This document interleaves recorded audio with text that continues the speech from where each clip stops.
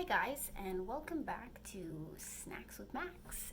Today we're going to be making a Beyond Meat burger. So one of the topics of conversation that has come up a lot recently is plant-based diets. Why choose a plant-based diet? Why not just go with the regular meat? The common reasons for going plant-based are ethics, health, and environment. And I think one that's like super hopping on trend right now is environment. Meat is definitely a very common thing found on the majority of plates, at least in North America. So it's pretty hard to cut it out. Just to give you an idea of how big the industry is, every 10 seconds, 24,000 animals are killed for food, which equates to about 75 billion a year. And another big factoid, little side facts with Max. Within the past 50 years, the human population has about doubled, but meat production has quadrupled. Wild. And just to add to that, not only is a lot of the land used for meat production, but a lot of the land is used to feed the meat. It's a very inefficient process. About 100 grams, hang on, I need to find this fact. Yes, about 100 grams of protein fed to a cow translates to about 4 grams of protein that we consume from the cow. Very inefficient. Why don't we just eat that 100 grams of protein straight away?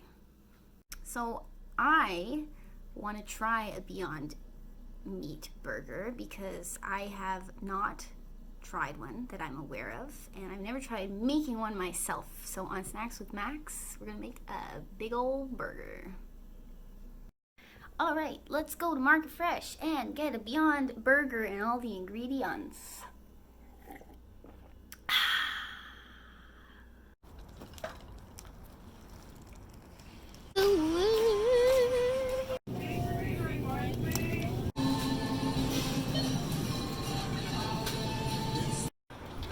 We got the goods.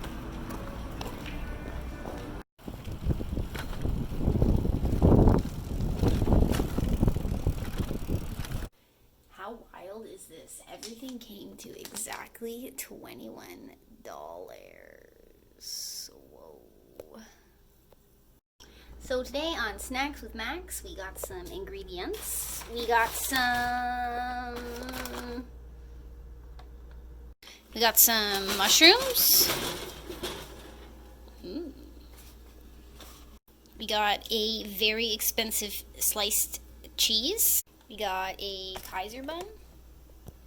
I think they're vegan. Don't quote me on it. And the star of the show, the burger.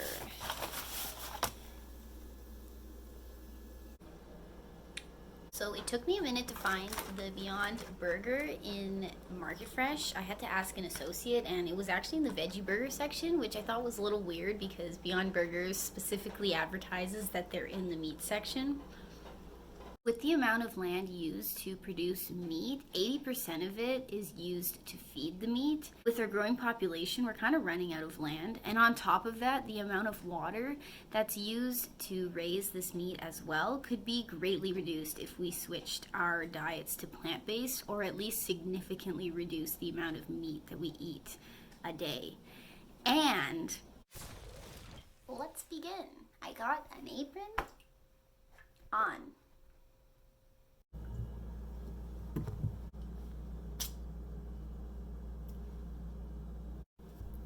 So what really started this plant-based trend? Like, I know there have been a lot of veggie, soy, ground beef products around for a while now, but I think it wasn't really like a conversation on the news until A&W dropped their Beyond Meat burger.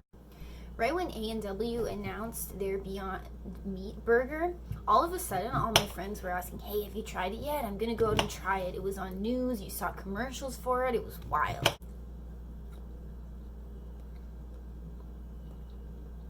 When A&W released their burger, they actually sold out before everyone was able to try it. And about 90% of the population that bought the burger were meat eaters. People were curious. They wanted to know if it tasted as good as what people were saying.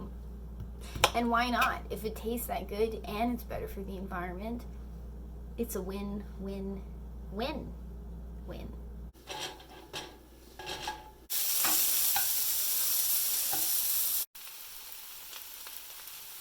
I'm mostly focusing on Beyond Meat here because I just feel like they're the ones who really started the trend. They offered their product to A&W to sell, and it exploded, and a lot of other companies wanted to hop on that train. What's crazy is when Beyond Meat made their shares public, the value increased 163% within 24 hours, and in about 3 months rose 500%.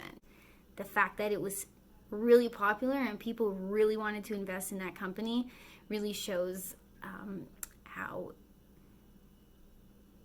big this could be. So the burger on its own is about a $20 billion piece of Canada's food industry, and that doesn't include the burgers that you buy in the grocery store or made at home. And I think what Beyond Meat was looking to do was, get a little piece of that industry. Burgers are clearly a very popular meal choice, and to make a plant-based version could greatly reduce the amount of meat produced in the world. And better yet, having it cost the same and taste the same, it would be hard not to choose that option. I also got an onion. It's the size of my head.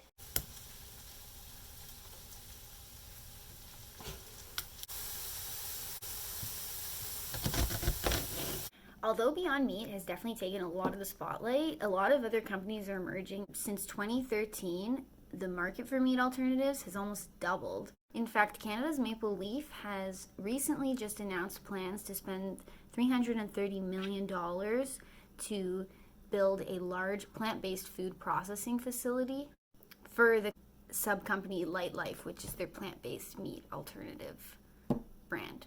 But a lot of what's been taking Beyond Meat, the company, by storm is their branding. They have changed the name from vegetarian burger to plant-based, which kind of opens the doors for a lot of meat eaters as well. It's a much more welcoming way to describe a veggie burger. You don't have to be vegetarian or vegan to eat a Beyond Meat burger. You just have to want to maybe save the earth.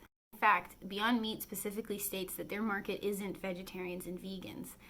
A quote from the CEO himself is, "Whether you're a hardcore carnivore or strict vegan, you should be able to have our burgers, enjoy what you're eating, and feel great afterward."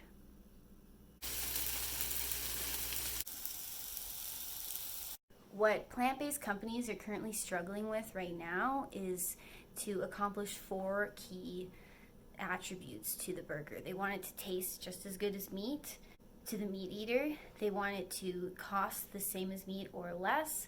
They want it to act like meat when cooked in the kitchen, and have as much iron and protein as meat.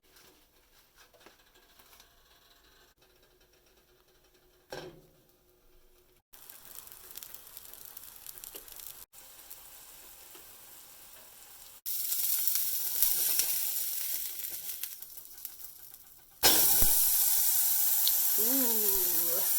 So how much does a Beyond Meat burger cost? Well, you could get President's Choice juicy beef patties that in a pack of 10 average about $1.80 per patty, whereas mine was 2 patties for $8, so almost 4 times the price. As the manufacturing process gets better and better, the price will naturally decline, allowing the products to become more competitive with meat. And there's also one major competitor to Beyond Meat, which would be Impossible Foods.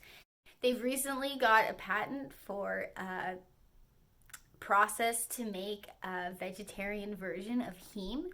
Heme.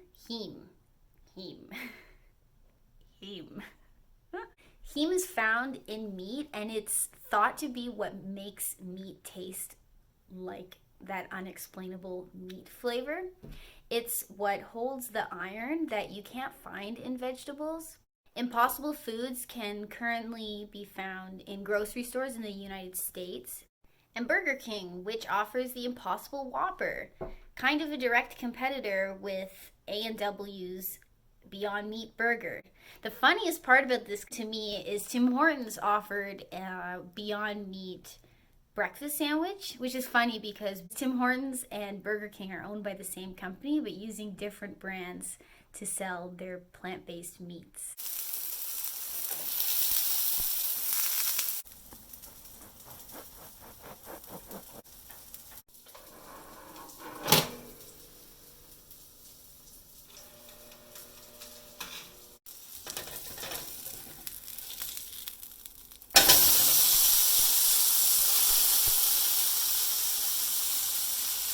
Just this September, Tim Hortons decided to pull their Beyond Meat breakfast sandwich from most provinces. They're keeping it in Ontario and British Columbia. From the research that's been done to understand why Tim Hortons pulled their sandwich in all provinces other than British Columbia and Ontario, it was noticed that there's a much higher rate of vegetarianism in Ontario and British Columbia, and this could be why Tim Hortons didn't pull from everywhere. They just wanted to focus on 2 provinces that have a higher rate and may be more likely to offer them success.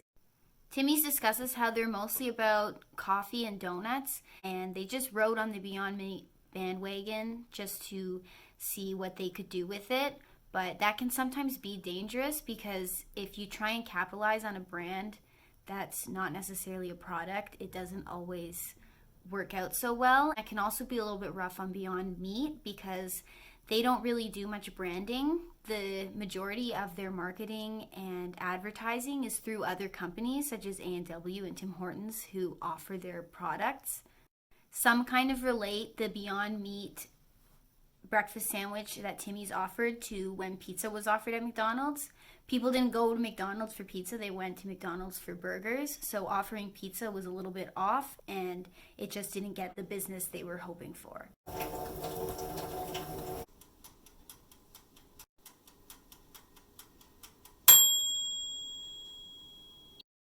What's funny to me is as I've been talking about burgers this entire time, I've completely not even mentioned the company that I personally, and I don't think I'm alone on this one, find is kind of the go-to company when you think of a burger.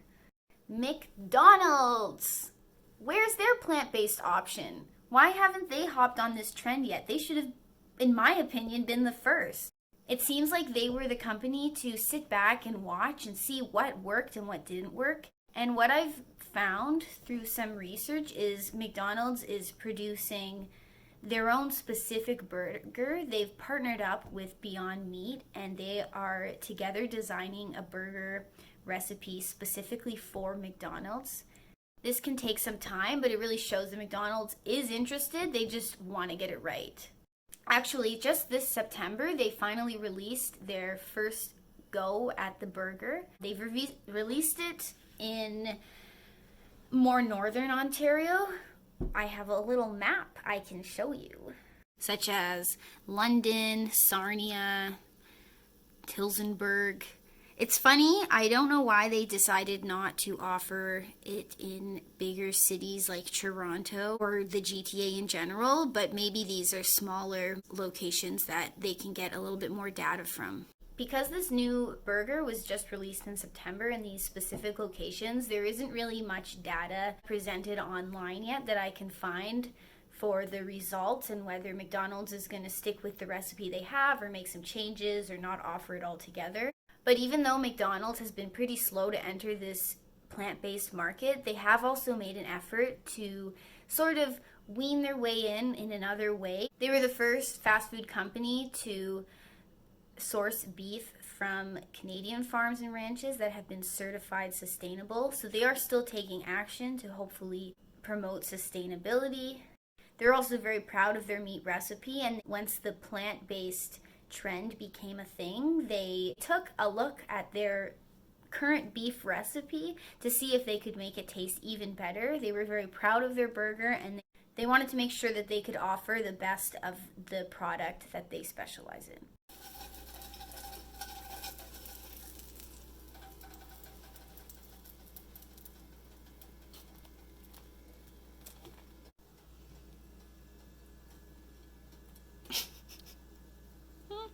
I was putting the mushrooms and onions on the burger, and then I forgot the cheese. A lot of companies that have started selling a plant-based version of a burger have noticed a significant increase in sales. But it's hard to really put the two together and know if more plant-based meals are being sold or just more meals in general. The offering of plant-based meals could be attracting more attention from customers who just enjoy the fact that the fast food companies are becoming a bit more inclusive. Just because there's a correlation doesn't mean that they're connected in any way. And hopefully it means a higher sale in plant-based foods, as that's what Beyond Meat and Impossible Foods are hoping for.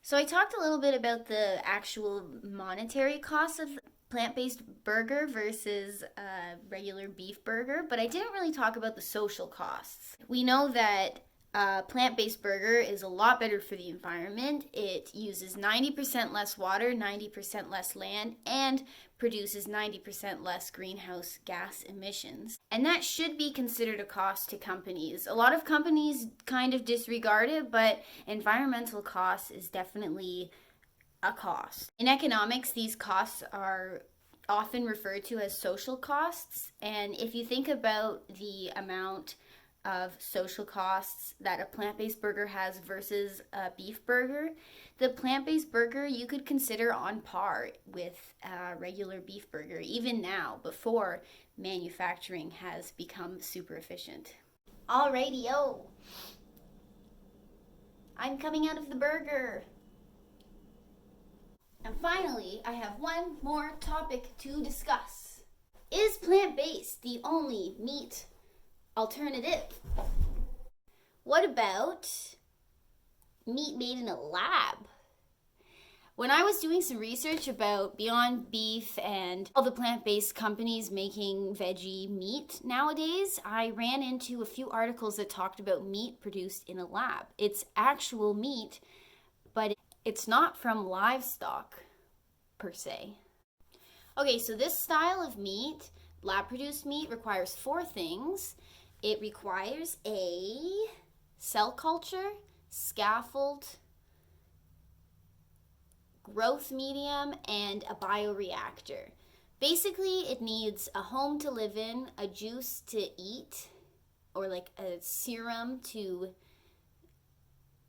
eat while it grows, some cells to base the meat off so it can grow from a code, and something to grow on. The first ever lab-produced burger was made in 2013, and it was tested on live television. The reviews were kind of, it's meaty but not juicy enough, and rightly so. It was the first one.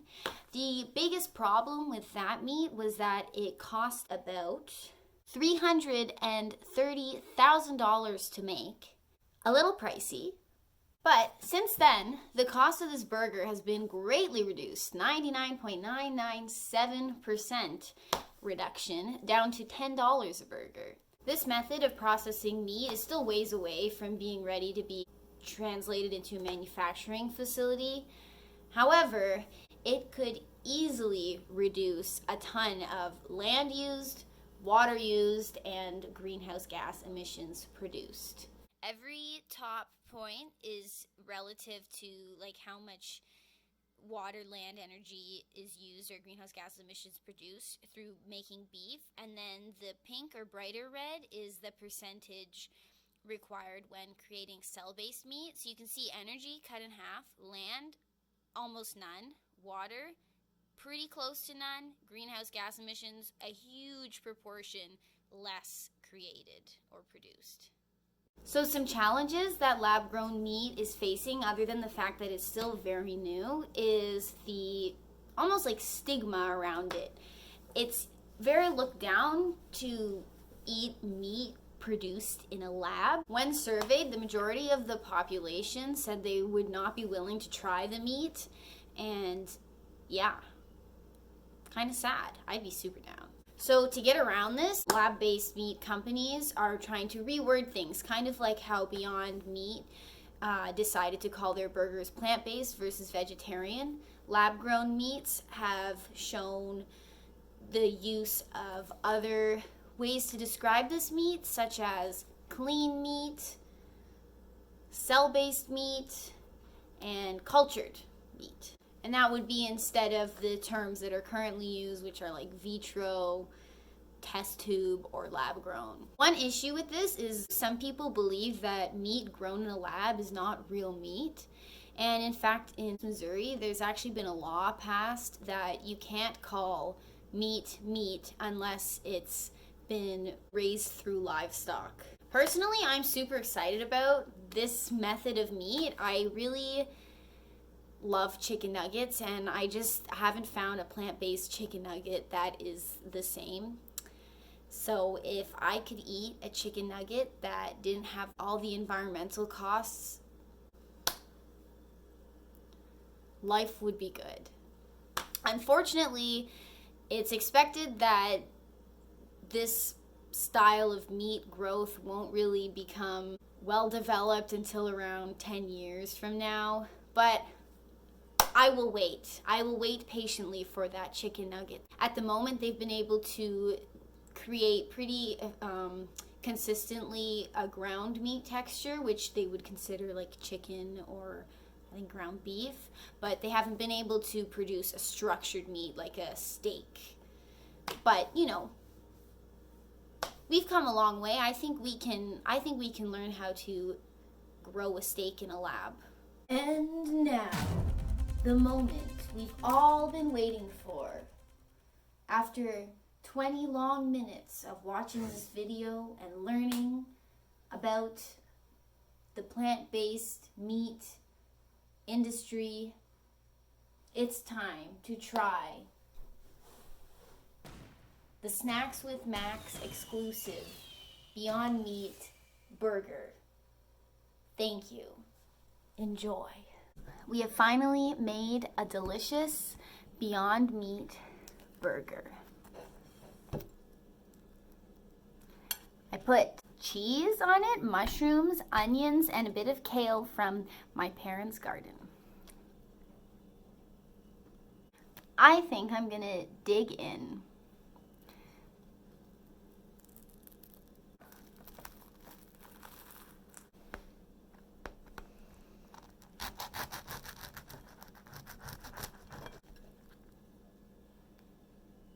This is the inside. It looks a lot like meat. Mmm. Mmm. Mmm. Mmm.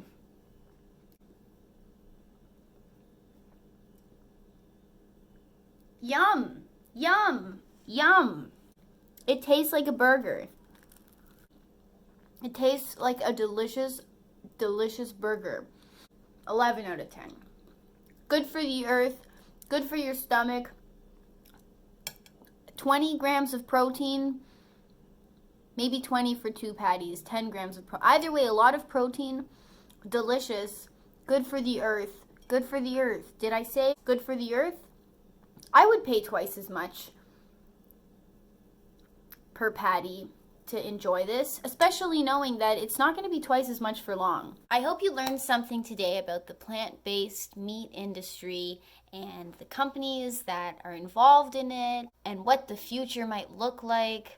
and how beneficial it is if we just cut a little bit more meat out of our diets. Thank you. Please subscribe to my channel. I'll never be making another video like this again because it took me way too long. So hope you enjoy this once in a lifetime experience. Namaste.